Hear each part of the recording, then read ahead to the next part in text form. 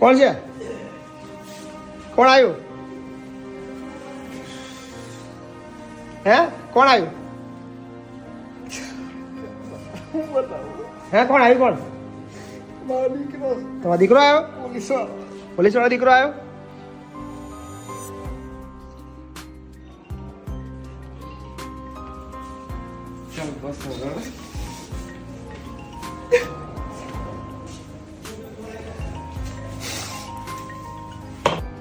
લાંબે આવી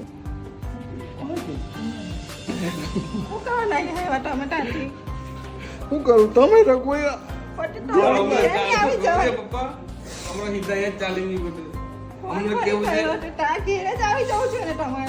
આજોરી તમે આજોરી મને પૂછ્યું તમે કોઈ દિવસ? કેટલી વાર તમને ફોન કર્યો તો ફોન જ નહીં લાગે. તીડારે બી તમને ફોન કર્યો તો નહીં વાત કરી. ફોન આવે છે ને.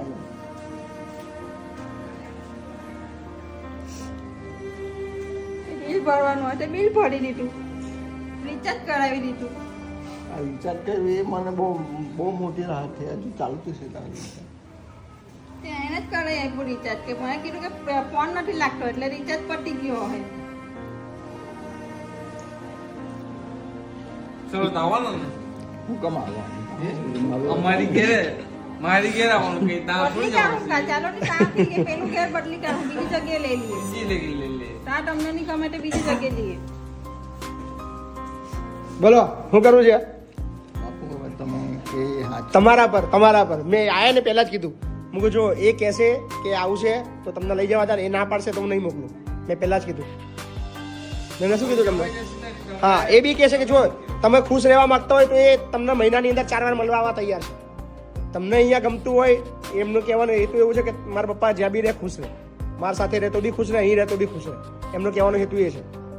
એ તમને લેવા જ આવ્યા છે, પણ એ લેતા પહેલા બી એ તમને પૂછે કે તમારે ક્યાં રહેવું છે. તમને જે સારું લાગે એ કરવા તૈયાર છે છોકરો તમારો. ઇજ્જત એવું ના હોય કશું. ઇજ્જતનો સવાલ નહીં. આ તો તમે ખુશ રહો એ જરૂરી છે એમના માટે. એમના માટે તમે ખુશ રહો એ જરૂરી. હા, અને તમે કોઈ ખોટી જગ્યાએ થોડા છો. હા, અને બીજી કઈ ખોટી જગ્યાએ નહીં તમે કે તમે કોઈ તમારા દુઃખમાં હોય કે ઇજ્જત જવાની છે. આનાથી વધારે આ તો ઉપરથી લોકો 25,000 રૂપિયા મહિને આપવાનું કે છે. મારા પપ્પા રાખો તમે એક જીદ કરે છે આવવા માટે. બોલો શું કરવું છે? લે તો જવાનું. અરે મને પગે ના લાગો તમે. અમે ઈચ્છીએ છીએ કે આવી રીતે પરિવાર ભેગા થાય. આ બધાનું તમે સંચાલન કરે એટલે આ છે ને સામાન્ય માણસનું કામ નહીં મળે. ભગવાન થી ના થાય. પણ તમને જવા દો, પણ શરત એક જ છે, મહિને એકવાર ઓટો મારવો પડે તમારે. હા, તો તમને હું જામીન આપું અહીંથી. બરાબર? જામીન ભાઈ તમારે મોકલવા પડશે. બોલો અહીંયા આગળ મહિને 2-3 દિવસ અહીંયા આગળ તમારે મોકલવાના. આગળ બેન તમારી જવાબદારી.